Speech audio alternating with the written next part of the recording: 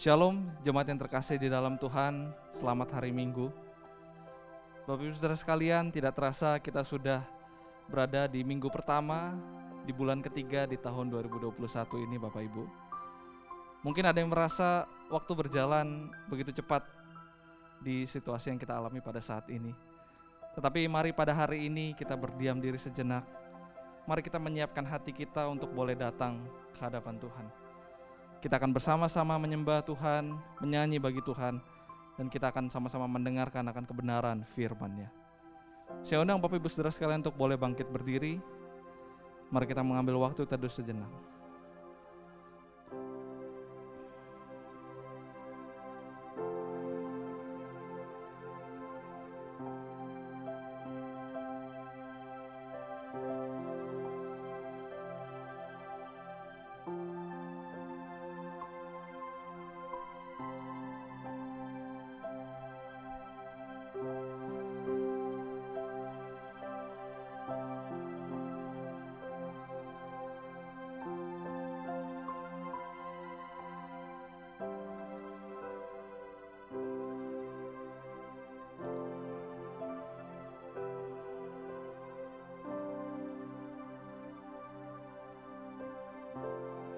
Amin. Mari angkat hati kita dan meyakini bahwa pertolongan kita adalah dalam nama Tuhan yang menjadikan langit dan bumi, dan yang tiada pernah meninggalkan hasil ciptaan tangannya. Dan kiranya kasih karunia dari Allah Bapa, Allah Putra, dan Allah Roh Kudus beserta dengan kita di dalam ibadah kita pada pagi hari ini. Amin. Mazmur 106 ayat 1 berkata, Haleluya, bersyukurlah kepada Tuhan, sebab Ia baik, bahwasannya untuk selama-lamanya kasih setianya. Bapak Ibu, firman Tuhan mengajak kita untuk bersyukur, bersorak bagi Tuhan, karena Ia sungguh baik dan setia dalam kehidupan kita. Mari kita meresponinya, mari kita memuji Tuhan kita. Kita menyanyikan satu pujian, lebih dalam ku menyembah.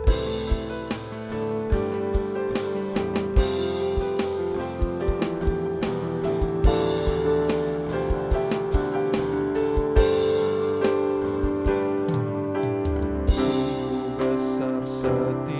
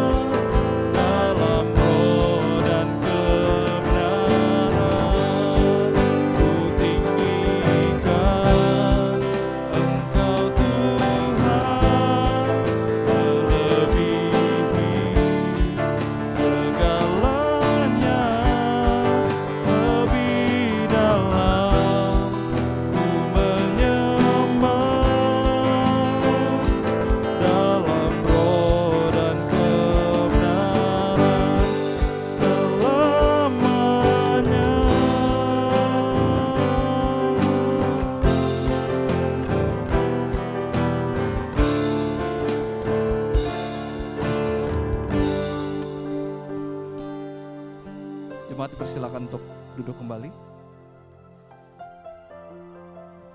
Di hadapan Allah kita yang baik, Allah kita yang setia, mari kita pada saat ini berdoa. Kita mengaku bahwa kita seringkali tidak setia di hadapannya. Kita seringkali melakukan perbuatan-perbuatan yang tidak menyenangkan hati Tuhan. Mari Bapak Ibu Saudara sekalian, kita kembali mengambil waktu teduh sejenak. Mari kita mengaku di hadapan Tuhan atas segala kesalahan dan dosa-dosa kita.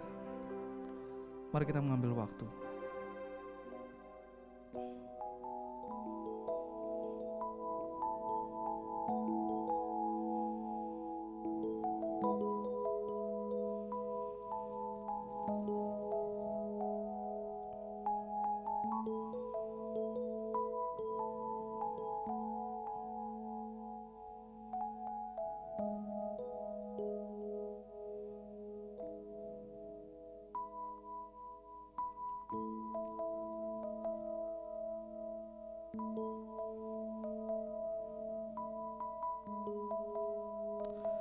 Allah kami yang kudus, Allah kami yang maha pengasih, kami mengaku di hadapan-Mu.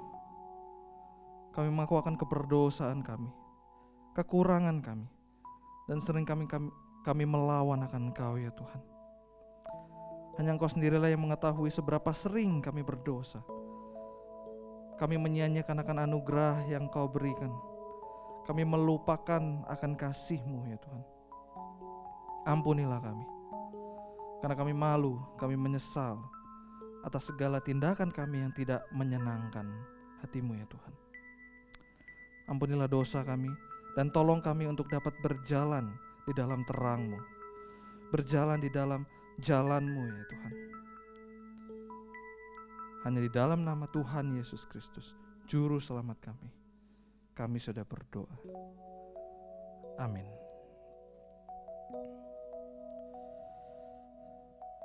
Bapak Ibu Saudara sekalian, bagi kita yang telah mengaku dosa, 1 Petrus 3 ayat 18 mengatakan, sebab juga Kristus telah mati sekali untuk segala dosa kita. Ia yang benar untuk orang-orang yang tidak benar, supaya ia membawa kita kepada Allah. Ia yang telah dibunuh dalam keadaannya sebagai manusia, tetapi yang telah dibangkitkan menurut Roh. Dosa kita telah diampuni melalui kematian dan kebangkitan Yesus Kristus. Syukur kepada Allah. Dan mari sebagai orang-orang yang telah ditebus oleh darah Kristus, mari kita hidup terus seturut dengan firman Tuhan. Dalam Efesus 5 ayat 1-2 mengingatkan kita, sebab itu jadilah penurut-penurut Allah seperti anak-anak yang kekasih, dan hiduplah di dalam kasih, sebagaimana Kristus Yesus juga telah mengasihi kamu dan telah menyerahkan dirinya untuk kita sebagai persembahan dan korban yang harum bagi Allah. Biarlah ini terus menjadi pedoman di dalam kehidupan kita. Mari Bapak Ibu Saudara sekalian, kita menyiapkan hati kita untuk mendengarkan akan pemberitaan firman Tuhan. Mari kita menyiapkan hati kita. Kita nyanyikan pujian, firman-Mu pelita bagi kakiku.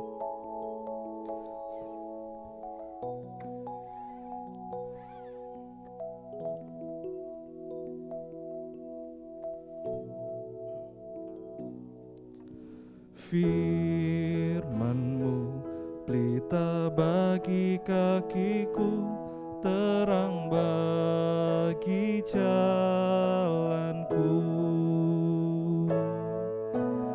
Firman-Mu pelita bagi kakiku, terang bagi jalanku. Waktu ku bimbang dan hilang jalanku, tetaplah Kau di sini.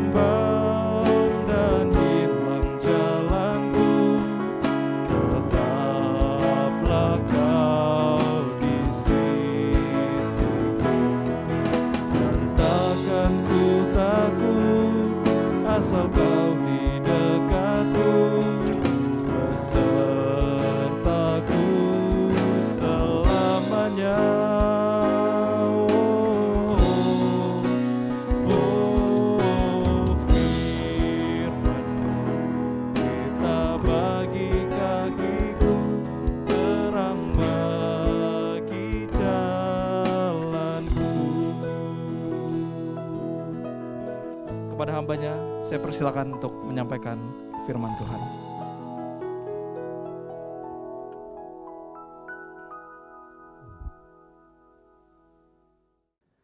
Shalom jemaat yang dikasihi Tuhan. Mari bersama-sama kita tundukkan hati, pikiran kita di hadapan Tuhan, meminta hikmat Tuhan untuk kita bersama-sama menerima kebenaran firman Tuhan. Mari kita berdoa.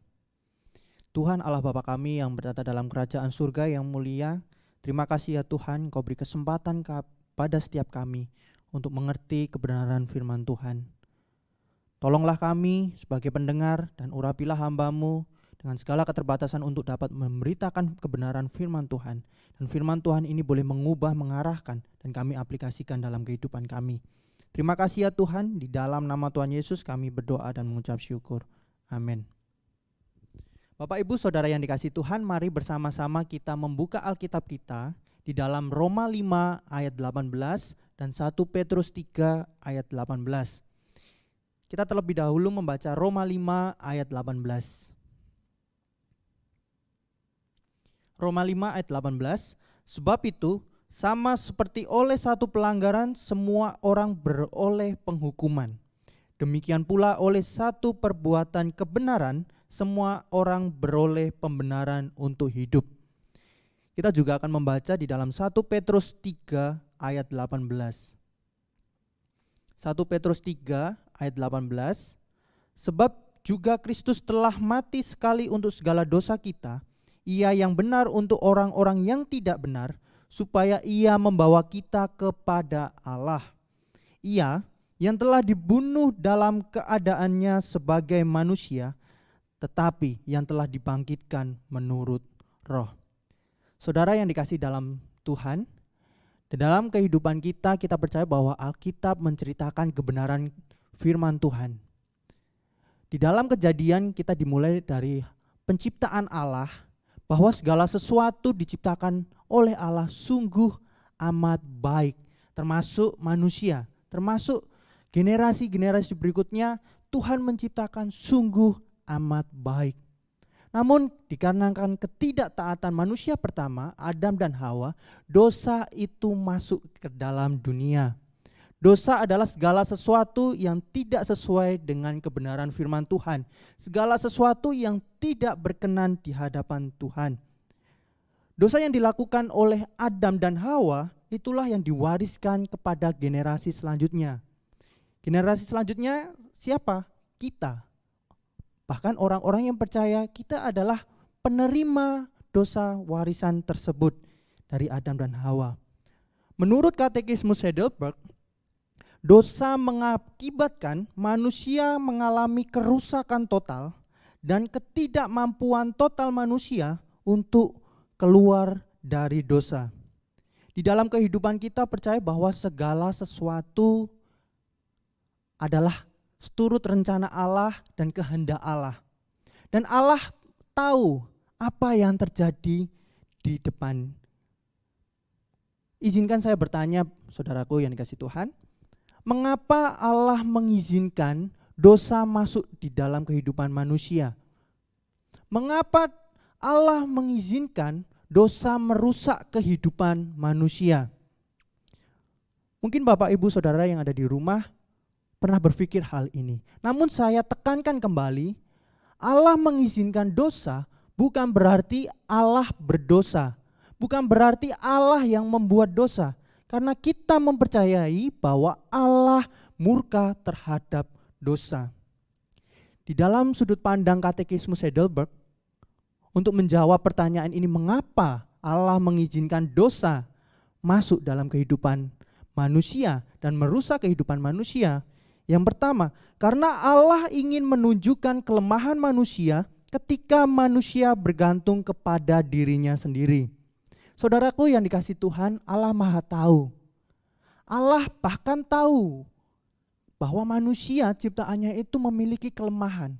Oleh sebab itu Allah mengizinkan dosa supaya kita sadar bahwa kita adalah manusia yang lemah.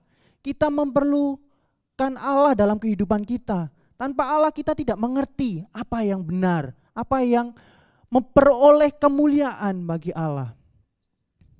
Dan yang kedua, mengapa Allah mengizinkan dosa? ada di dalam dunia?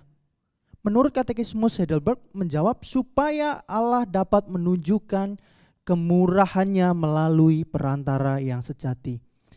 Kerusakan manusia secara total mengakibatkan ketidakmampuan total manusia untuk keluar daripada dosa itu sendiri. Oleh sebab itu Allah menunjukkan kemurahannya melalui perantara yang sejati. Allah tidak hanya menunjukkan kelemahan kita, tetapi Allah juga memberi pengharapan. Allah juga memberi solusi kepada setiap permasalahan, khususnya hal berdosa. Siapa perantara sejati yang dimaksud Allah? Perantara yang sejati adalah Yesus Kristus. Kristus adalah perantara antara Allah dan manusia yang telah berdosa. Tanpa Kristus sebagai perantara yang sejati, hubungan kita dengan Allah tidak bisa terjalin dengan indah.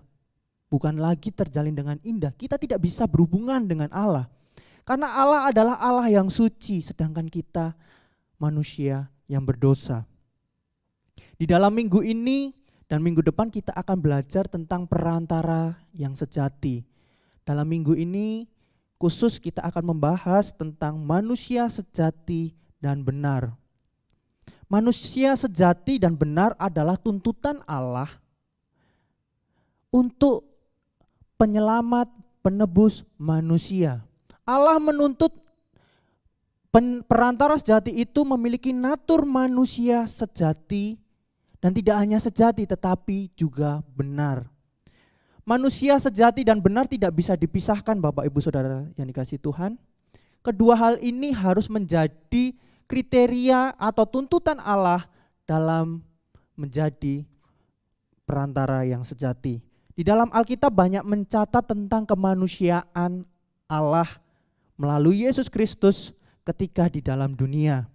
Mari kita melihat beberapa fakta-fakta bahwa Yesus adalah manusia sejati. Banyak sih fakta yang ditulis di dalam Alkitab, namun pada hari ini kita akan belajarnya beberapa saja, melihatnya beberapa saja. Yang pertama, Yesus bisa bertumbuh. Mari kita lihat di dalam Lukas 2 ayat 51 sampai 52. Mari kita bersama-sama buka Lukas 2 ayat 51 sampai 52. Lalu ia pulang bersama-sama mereka ke Nazaret dan ia tetap hidup dalam asuhan mereka. Dan ibunya menyimpan semua perkara itu di dalam hatinya.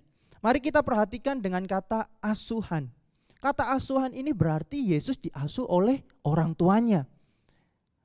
Yesus waktu itu seperti halnya anak-anak pada umumnya, diasuh orang tuanya, mungkin diajak bermain, diberi makan, diberi minum, diingatkan untuk mandi, diingatkan untuk istirahat dan sebagainya. Ini menunjukkan bahwa Yesus juga seperti manusia pada umumnya. Dan di ayat yang ke-52, dan Yesus makin bertambah besar dan bertambah hikmatnya dan besarnya, dan makin dikasihi oleh Allah dan manusia. Fokus di kata makin bertambah besar dan makin bertambah hikmatnya. Perhatikan kata yang makin bertambah besar dan makin bertambah hikmatnya. Ini menunjukkan bahwa Yesus mengalami pertumbuhan. Pertumbuhan manusia pada umumnya. Bertambah secara intelektual, hikmatnya bertambah terus. Dan membuat Yesus dikatakan pasti adalah manusia. Dan yang kedua, kita bisa lihat bahwa Yesus bisa kelelahan. Kita lihat di ayat mari kita buka di dalam Yohanes 4 ayat yang ke-6. Di situ terdapat sumur Yakub. Yesus sangat letih oleh perjalanan. Karena itu ia duduk di pinggir sumur itu hari kira-kira pukul 12. Yesus sangat letih. Bapak Ibu Saudara yang dikasihi Tuhan, Yesus letih, Yesus capek ketika melakukan perjalanan. Yesus beristirahat. Yesus letih, jam 12, kira-kira jam 12 siang. Yesus seperti kita Bapak Ibu. Coba kita kalau ada waktu berjalan dari gereja ke pasar Tanah Abang, lalu masuk gang Kampung Bali, keluar di samping di samping sungai itu dan kembali ke gereja jam 12. Pasti letih. Sama, Yesus juga letih. Ketika melakukan perjalanan panas-panas, Yesus juga keletihan. Yesus bisa capek. Dan yang ketiga, mari kita buka Matius 8 ayat 23. Yesus bisa tidur. Lalu Yesus naik ke dalam perahu dan murid-muridnya pun mengikutinya. Sekonyong-konyong mengamuklah angin ribut di danau itu sehingga perahu itu ditimbus gelombang, tetapi Yesus tidur. Yesus bisa tidur. Yesus bisa capek, Bapak Ibu Saudara yang dikasihi Tuhan. Pernyataan-pernyataan firman Tuhan yang telah kita baca tadi menandakan bahwa Yesus adalah manusia sejati. Yesus seperti halnya kita. Dia mengalami pertumbuhan, dia bisa capek, dia bisa beristirahat, dia bisa tidur seperti kita, manusia biasa. Pernyataan tentang Yesus adalah manusia sejati, kita tidak boleh memisahkan dengan kata benar. Yesus adalah manusia sejati dan benar. Kalau Yesus manusia sejati, bedanya apa dengan kita? Bedanya Yesus tidak berdosa sedangkan kita berdosa. Apabila Yesus berdosa, maka tuntutan Allah tentang perantara sejati harus memiliki natur manusia sejati dan benar akan gagal. Dalam tuntutan Allah sebagai perantara manusia yang benar tidaklah mudah. Yesus juga mengalami pencobaan. Yesus juga mengalami permasalahan-permasalahan seperti halnya kita manusia yang ada di dunia ini. Kesulitan orang lain menerima tentang Yesus adalah manusia yang sejati dan benar. Ketika orang-orang berkata, mana mungkin manusia kan sejak pada awalnya sudah mewarisi dosa keturunan. Mengapa Yesus lahir tidak berdosa sedangkan kita manusia berdosa? Untuk menjawab hal ini ada beberapa ayat firman Tuhan yang menguatkan untuk menjawab tentang pertanyaan ini. Mengapa atau bagaimana Yesus bisa menjadi manusia tetapi dia tidak berdosa? Yang pertama, kita percaya bahwa Allah adalah Allah yang benar. Allah memberikan wahyunya melalui firman Tuhan. Firman Tuhan dalam kehidupan kita adalah iya dan benar. Kita lihat di dalam Ibrani 7 ayat 25 sampai 26. Ibrani 7 ayat 25 sampai 26. Dikatakan di sana, karena itu ia sanggup juga menyelamatkan dengan sempurna semua orang yang oleh dia datang kepada Allah. Sebab ia hidup senantiasa untuk menjadi pengantara mereka. Allah mempersiapkan pengantara. Sebab iman besar yang Sebab iman besar yang demikianlah yang kita perlukan. Siapa imam besar yang demikian yang diperlukan? Itu adalah Yesus. Yaitu yang saleh, tanpa salah, tanpa noda, yang terpisah dari orang-orang berdosa dan lebih tinggi daripada tingkat-tingkat surga. Dalam Ibrani ini dijelaskan bahwa Yesus adalah imam besar yang saleh, tanpa salah, tanpa dosa. Kita meyakini bahwa Alkitab kita adalah benar, berarti kita juga meyakini bahwa ayat ini juga menunjukkan bahwa Yesus adalah orang yang saleh, orang yang tanpa salah, dan terpisah daripada orang-orang yang berdosa. Dan di dalam kisah Yesus dibaptis, ketika Yesus akan dibaptis oleh Yohanes Pembaptis, di dalam kitab Matius 3 ayat 14, Yohanes justru mencegah Yesus untuk dibaptis. Yohanes mencegah Yesus untuk dibaptis bukan berarti Yesus tidak layak untuk dibaptis. Tetapi Yohanes sadar, Bapak Ibu Saudara, Yohanes Pembaptis sadar bahwa derajatnya Yesus lebih tinggi daripada Yohanes Pembaptis. Kalau Yohanes Pembaptis ketika membaptis orang-orang melakukan pengakuan dosa terlebih dahulu baru dibaptis Yohanes. Tetapi Yohanes sadar, Yesus tidaklah manusia yang berdosa. Yesus tidak perlu mengaku dosa. Dan Yesus juga tidak perlu dibaptis. Yang justru yang dibaptis adalah saya, Yohanes Pembaptis. Bapak Ibu Saudara yang dikasihi Tuhan, ketaatan Yesus kepada Allah membuat Yesus mau dibaptis oleh Yohanes Pembaptis. Dan yang ketiga, yang menjawab mengapa Yesus bisa menjadi manusia sejati yang tidak berdosa. Karena natur kealahan mengintervensi Yesus sehingga Yesus selama di dalam dunia tidak melakukan dosa. Natur kealahan Yesus inilah yang membuat Yesus tidak melakukan dosa. Bagian ini akan dijelaskan lebih detail lagi di dalam khotbah minggu depan. Oleh sebab itu kita mempersiapkan hati kita untuk mendengarkan kebenaran firman Tuhan minggu depan untuk memperlengkapi apa menjadi tuntutan Allah dalam perantara sejati tersebut. Saudaraku yang terkasih, coba bayangkan apabila Yesus, sang perantara sejati yang telah menjadi manusia itu, yang turun di dalam dunia itu, melakukan dosa satu kali saja. Apa yang terjadi? Kita tetap binasa, Bapak Ibu Saudara. Kita tidak bisa memperbaiki relasi kita antara manusia berdosa dengan Allah. Kita masuk ke dalam maut, Bapak Ibu, apabila Yesus melakukan dosa satu kali saja. Namun pertanyaannya yang lebih besar, apakah rencana Allah dapat gagal? Apakah rencana Allah dapat gagal? Jawabannya tidak dapat gagal. Rencana Allah dalam misi penyelamatan melalui perantara sejati yaitu Yesus Kristus tidak pernah gagal, Bapak Ibu Saudara yang dikasihi Tuhan. Begitu juga ketika Allah melalui Yesus Kristus menyelamatkan kita sebagai orang percaya, tidak pernah gagal. Kehidupan kita ada di dalam kehendak dan rencana Allah. Bapak Ibu Saudara yang dikasihi Tuhan, saya akan menutup khotbah saya dengan mengajak saudara untuk membaca kembali di dalam 1 Petrus 3 ayat 18. 1 Petrus 3 ayat 18. Dikatakan di sana, sebab juga Kristus telah mati sekali untuk segala dosa kita. Pengorbanannya cukup sekali, jemaat yang dikasihi Tuhan, karena pengorbanan Kristus adalah sempurna. Ia yang benar untuk orang-orang yang tidak benar. Pengorbanan Kristus yang sempurna itu menyelamatkan kita, orang-orang yang tidak benar, supaya ia membawa kita kepada Allah. Kristus perantara sejati kita antara Allah dengan manusia berdosa.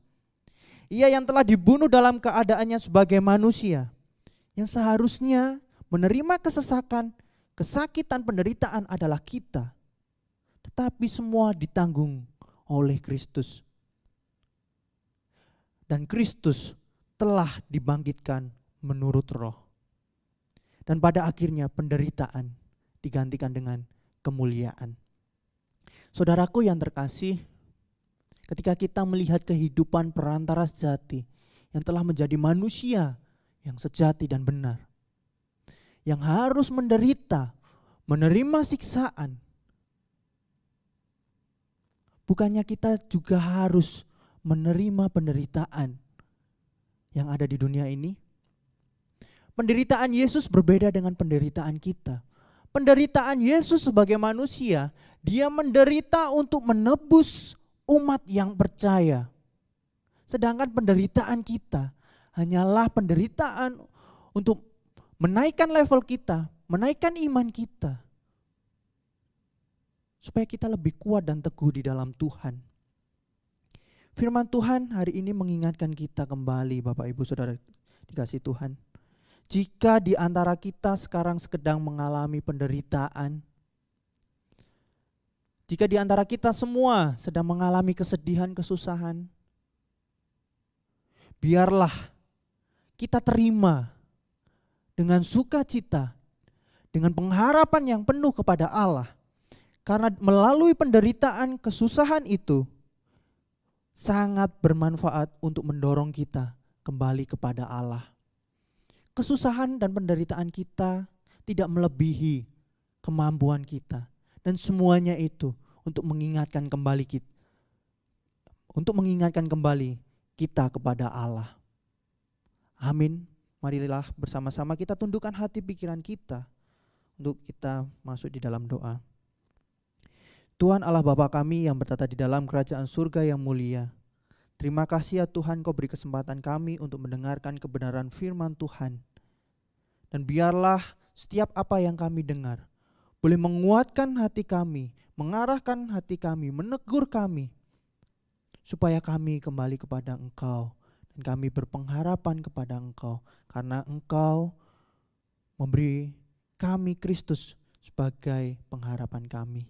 Terima kasih ya Tuhan, hamba-Mu berhenti berkata-kata, biarlah Roh Kudus-Mu yang menolong, biarlah firman ini terus tergaung, hidup di dalam setiap hati anak-anak-Mu yang mendengarkan.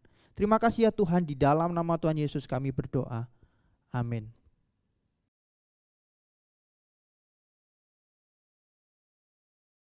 Terima kasih kepada hambanya yang telah menyampaikan firman Tuhan. Mari saya undang Bapak Ibu Saudara sekalian untuk bangkit berdiri. Bersama-sama dengan orang kudus di sepanjang zaman dan di segala tempat, kita mengikrarkan pengakuan iman kita. Pengakuan iman rasuli. Aku percaya kepada Allah, Bapa yang Maha Kuasa, Khalik langit dan bumi, dan kepada Yesus Kristus, anaknya yang tunggal Tuhan kita, yang dikandung dari Roh Kudus, lahir dari anak darah Maria, yang menderita sengsara di bawah pemerintahan Pontius Pilatus, disalibkan, mati dan dikuburkan, turun ke dalam kerajaan maut. Pada hari yang ketiga, bangkit pula dari antara orang mati, naik ke surga, duduk di sebelah kanan Allah, Bapa yang Maha Kuasa, dan dari sana Ia akan datang untuk menghakimi orang yang hidup dan yang mati. Aku percaya kepada Roh Kudus, gereja yang kudus dan am, persekutuan orang kudus, pengampunan dosa, kebangkitan tubuh, dan hidup yang kekal. Amin. Jemaat dipersilakan untuk duduk kembali. Mari kita meresponi akan kebenaran firman Tuhan. Mari kita memberikan akan persembahan kita. Bapak Ibu Saudara sekalian dapat mentransfer ke rekening yang tertera di layar masing-masing. Mari sambil kita memberikan persembahan, kita menyanyikan satu pujian, serahkan yang terindah padanya. Mari kita mau berkomitmen untuk menyerahkan seluruhnya, semuanya yang terbaik hanya bagi Tuhan.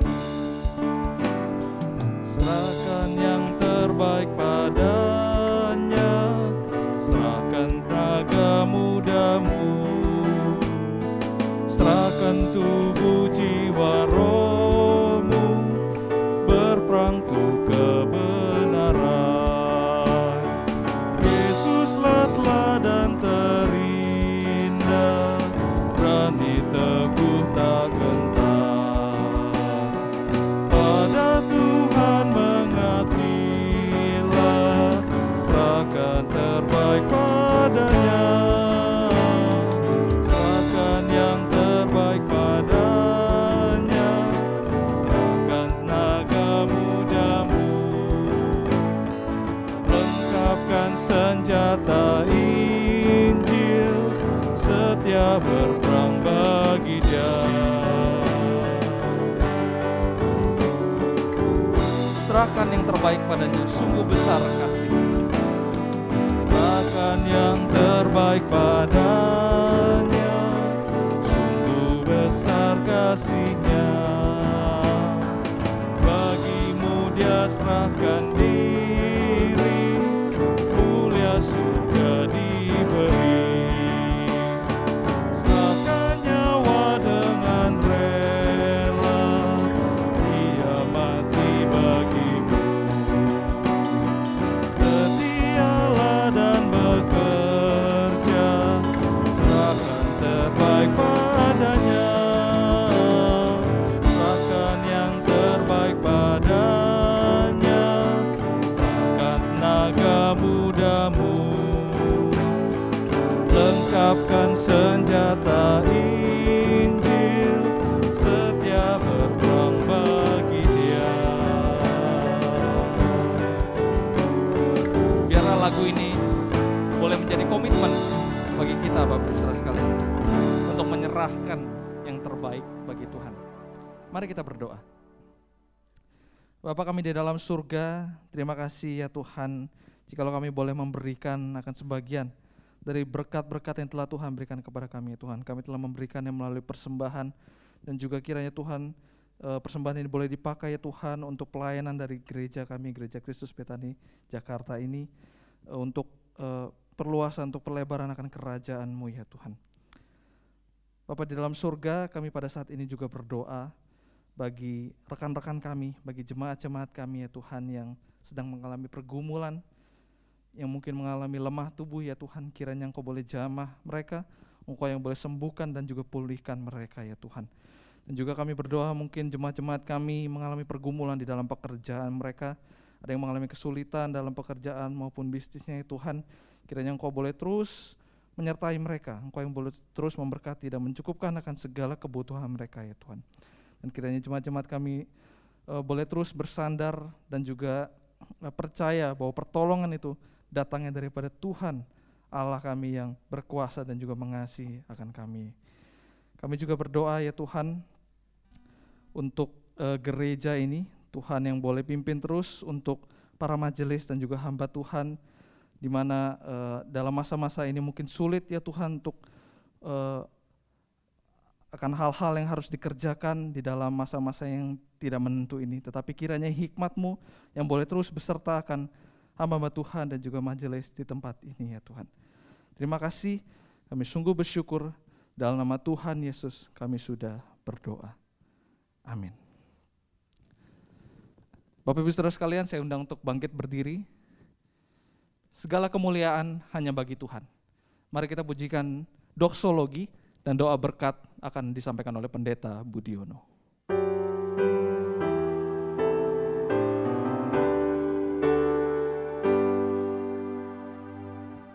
Puji Allah Bapa Putra, puji Allah Roh Kudus, ketiganya yang esa. Pohon selamat sumber berkat. Amin.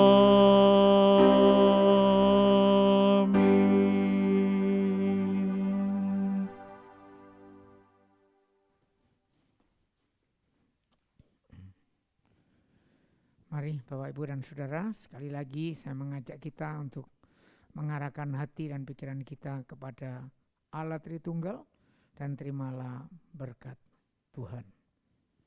Damai sejahtera dari Allah Bapa kita yang di surga.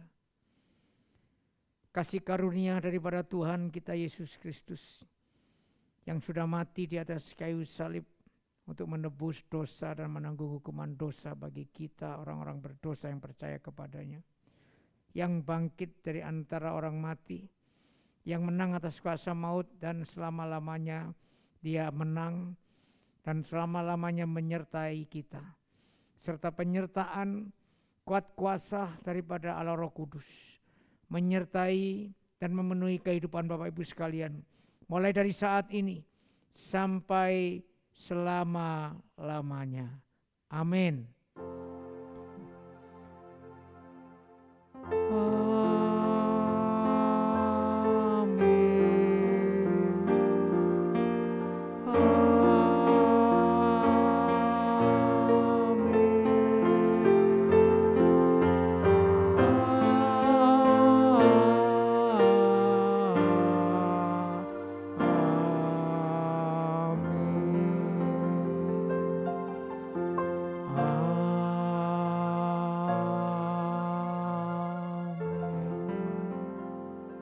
Sang jemaat silakan duduk, silakan mengambil saat teduh dan ibadah selesai.